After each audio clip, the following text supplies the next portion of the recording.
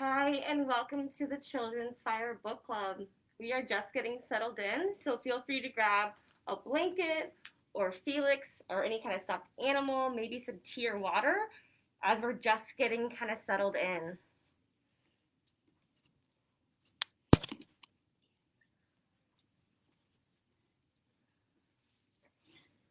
Okay, relatives.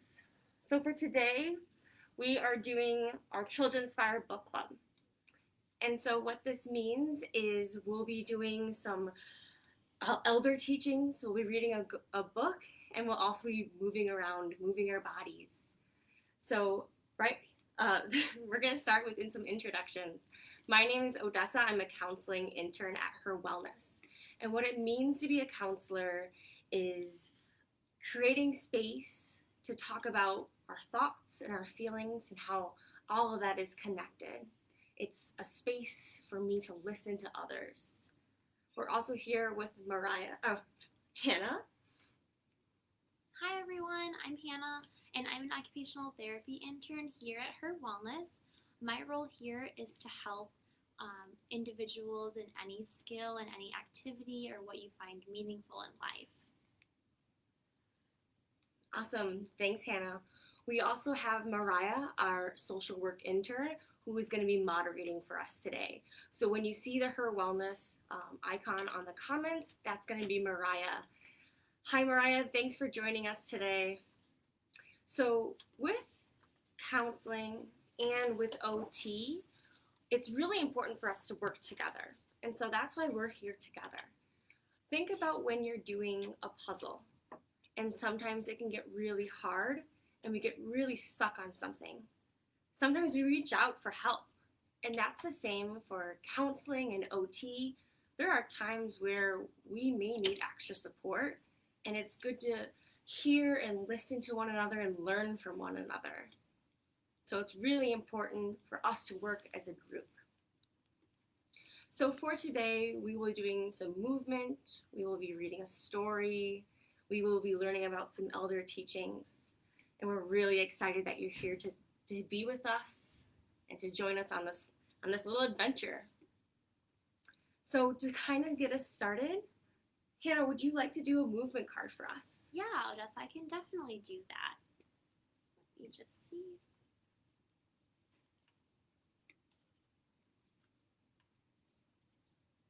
So the movement card that I have here is called Fox Ears.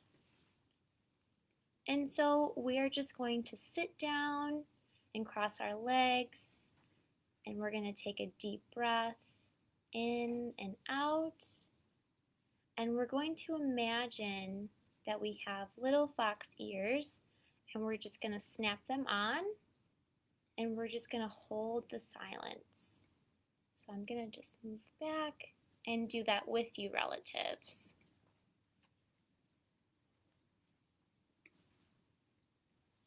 So again, just sit comfortable.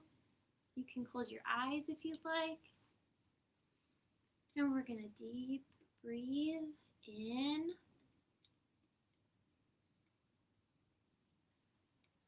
And out. Let's do it one more time. In. And out. And now we're going to snap on our little fox ears. And this is just going to get us into the present moment and ready for our story that Odessa was talking about. And again, close your eyes and just listen to anything around you. Breathing in and out.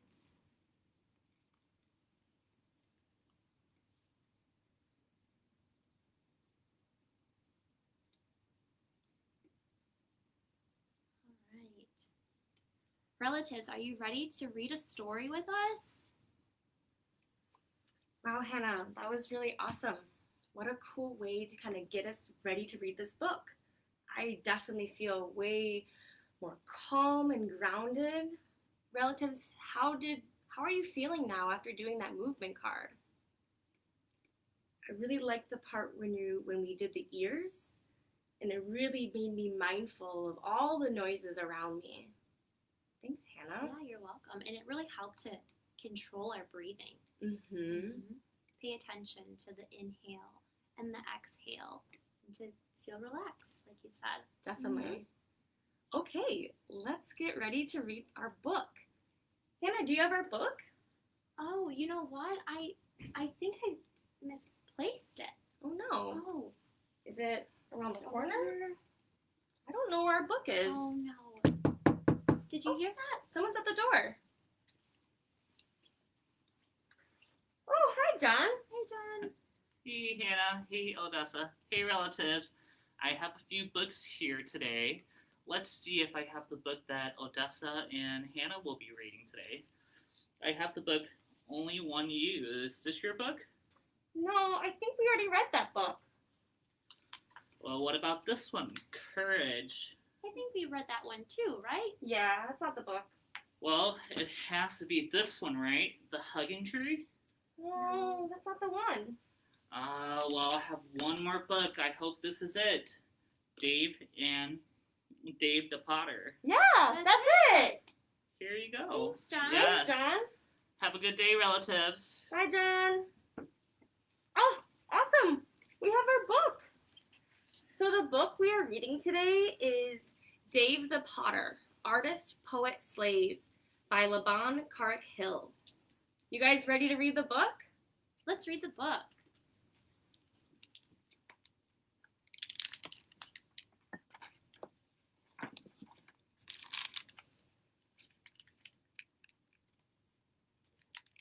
All right. To us, it is just dirt, the ground we walk on. Scoop up a handful. The gritty grains slip between your fingers.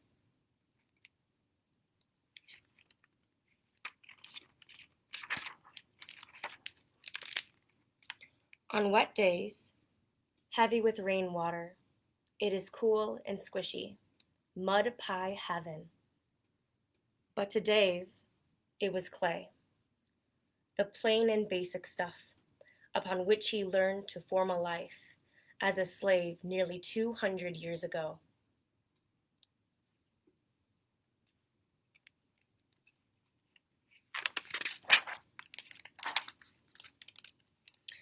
To us, it is just a pot, round and tall, good for keeping marbles or fresh cut flowers.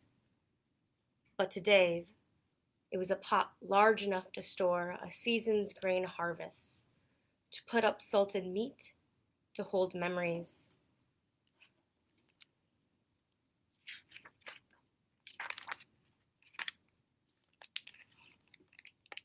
Each one began out of clouds of dust, clotted clumps of clay, ground in the pug mill and carried wheelbarrow after wheelbarrow to Dave's spinning potter's wheel.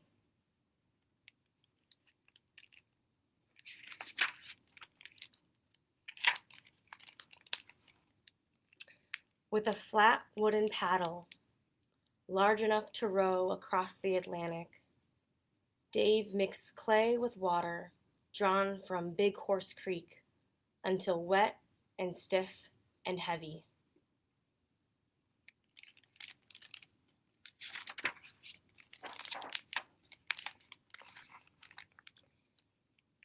He threw the clay, sometimes 60 pounds at once, and nobody knew how or where it would land, except for Dave.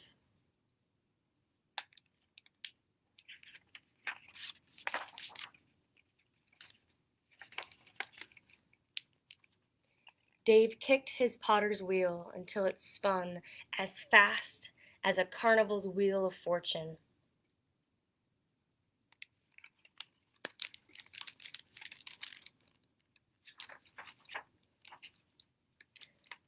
Like a magician pulling a rabbit out of a hat.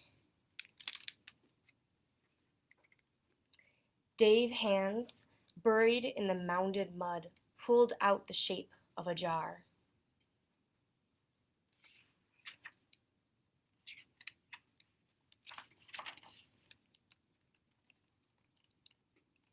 His chapped thumbs pinched into the center, squeezed the inside against his fingers outside.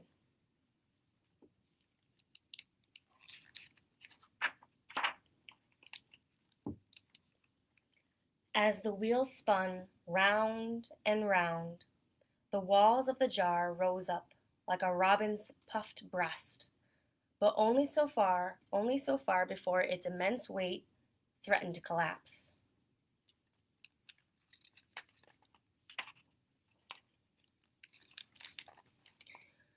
The jar grew so large, Dave could no longer wrap his strong arms around it.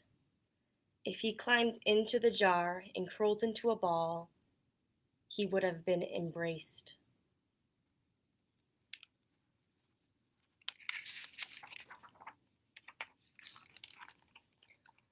Only then did he stop his potter's wheel and roll long ropes of clay between his dry, caked palms.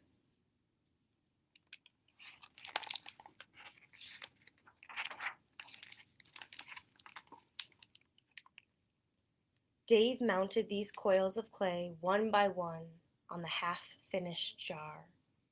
He ran his wet fingers along the sides to smooth it all together, kicking the wheel with the heel of his foot.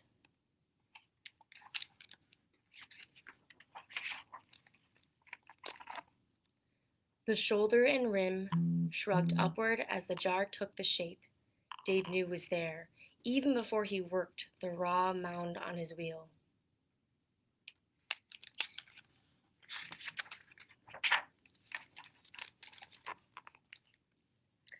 While the clay dried, Dave pounded wood, ash, and sand to mix a glass-like brown glaze to withstand time.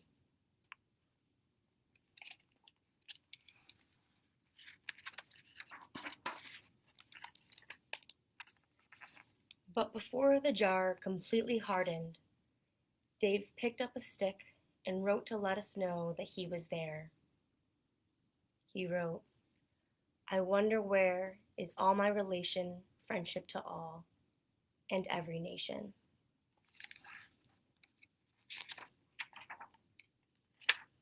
And that's the end of the story, relatives. But we want to continue to talk about Dave and his life. So Dave is an important American artist. His beautifully crafted jars stand out among the poetry of his time. His whimsical poems embody a simplicity and deep emotional complexity that rivals Japanese haiku. These are remarkable accomplishments in themselves, but for Dave, who lived most of his life as a slave, they are even more incredible. So the book has printed some of their poems that he wrote on some of his pots, and we're just going to read them to you, relatives.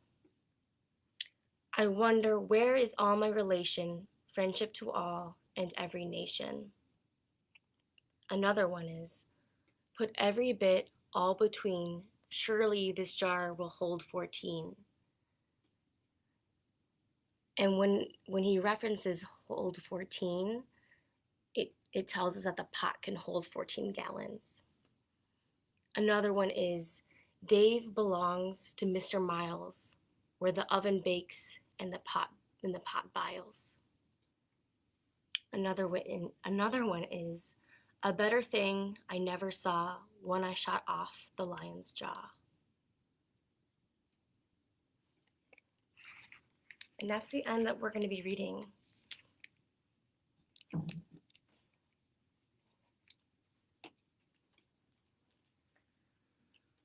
Wow, relatives.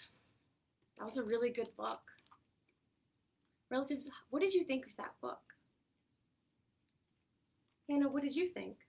I really liked it. I think it was a very comforting story when he talked about the dirt being, the clay and what he used to make his pots and all of his creations. I felt like I was sitting next to him. I felt like I was feeling the clay with him. And it was just so beautiful to see all of his creations. Yeah, I agree. I think this is a beautiful book that told an important story because I don't think many people know about Dave the Potter. And so in February, it is Black History Month. And I think this is a really good example of showcasing how there's so much history and there's so much that we need to know in order to fully understand the complexities of today. I think this story really shows the beauty. You mentioned like holding the clay, and I think it's really just so powerful to see how something that came from the ground, that came from our earth, could create such beauty, and how some of his work is still around today. And I think that's really important to remember. Thank you, Hannah. Thank you, Odessa. So, as we kind of get settled in from reading the book, we're going to be doing another movement card. Hannah, what movement card will we be doing today? Let me see.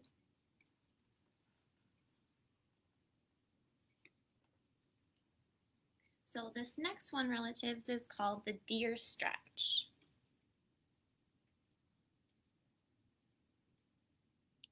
And so with this one, we're going to stand with our feet on the ground and our hands at our side. And we'll breathe and bring our arms up to the sky. And then we'll drop our arms down to touch our toes. And we'll let our head hang over our feet like a deer stretching to take a drink from a stream. Inhaling and bringing our arms back up high to the sky, and repeat this as many times as we'd like. So I'm going to move back and do this with you all. Okay. So I invite you all to stand if you're comfortable. And so we'll bring our arms up to the sky, breathing in, and then stretching down, breathing out. Touch your toes.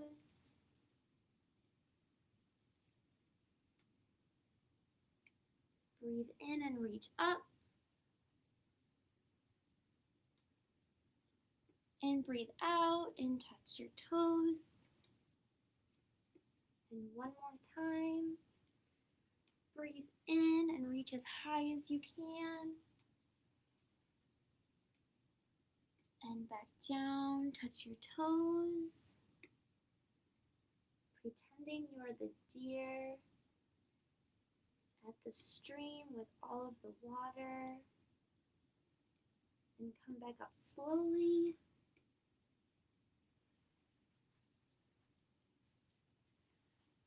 Breathe again. Wow, How do you feel, Odessa?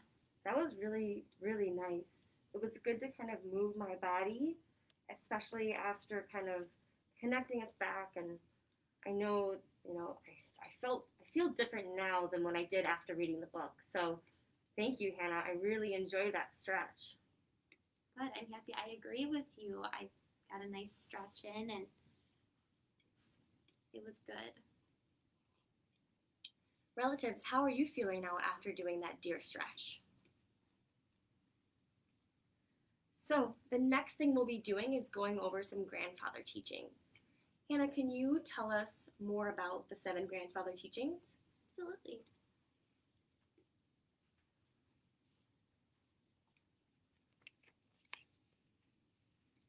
So here is our 7 grandfather teachings.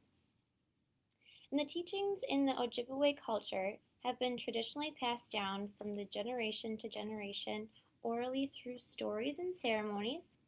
Today, the oral traditions are being shared by those who carry the knowledge of such things.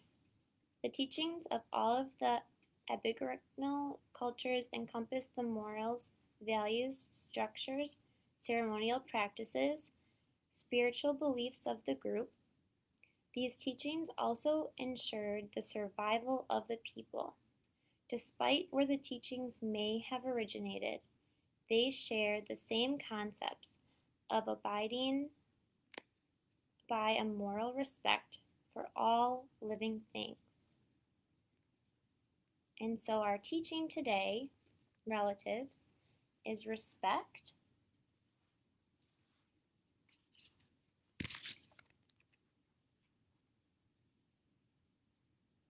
Respect is represented by the buffalo. The buffalo gives every part of his being to sustain the human way of living, not because he is of less value, but because he respects the balance and needs of others. To honor all creation is to have respect.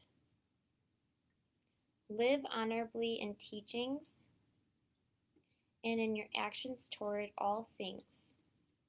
Do not waste, and be mindful of the balance of all living things. Share and give away what you do not need. Treat others the way you would like to be treated. Do not be hurtful to yourself or others.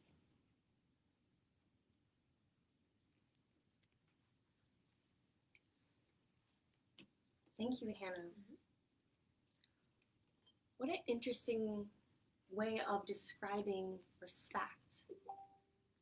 Let's all just take a moment to really let that sink in of what it means to be respectful. Relatives, how do you show respect? I think for me, when I'm thinking of respect, that means listening to everyone, letting them share their opinion, and maybe they have something to say, and not quieting them down. So I think respect is allowing everyone to have a voice, and you may not agree with what they're saying, but allowing them that space. Hannah, how do you interpret respect, and how do you practice respect? So the way I interpret it is that if maybe someone isn't feeling the best, and maybe they just need their space, and giving them that opportunity to have that space and to feel better. Mm-hmm. Definitely. So let's think back to the book, Relatives, Dave the Potter. And I'm curious how you think respect sits with this book. Hannah, how do you think respect is shown through this book? I think that respect is shown through the book because Dave respects his earth. He gives it a creative element. He takes dirt and creates his pots, not only for himself, but to give meaning to others too, and give them the opportunity to reflect on something that he created. And so he is taking other people's feelings and notions into respect. Definitely. As he creates. Thank you, Hannah. Yes, I agree. I think one thing that the card mentioned was, respecting our history and respecting our culture. And I think having this book and this book telling this story says that. It's showing respect when maybe when people don't maybe not know who Dave the Potter was. Having this book gives respect to Dave the Potter. And I think that's really important. When we're thinking of respect, one way to do that is acknowledging and remembering things that are important. Thank you, Hannah. Thank you. Relatives, thank you for joining us today through stretching and listening to our book and learning about our elder teaching of respect. We both have loved being here with you and sharing this space with you. You can join us later today for Sensory Fitness, right, Hannah? Yeah, today at 3 o'clock we'll be live for sensory fitness. So join us then. We look forward to seeing you. Awesome. And then other than that, we will see you next week at 1 o'clock for our Children's Fire Book Club. Thank you all for joining us today. Bye. Thank you, relatives. Bye.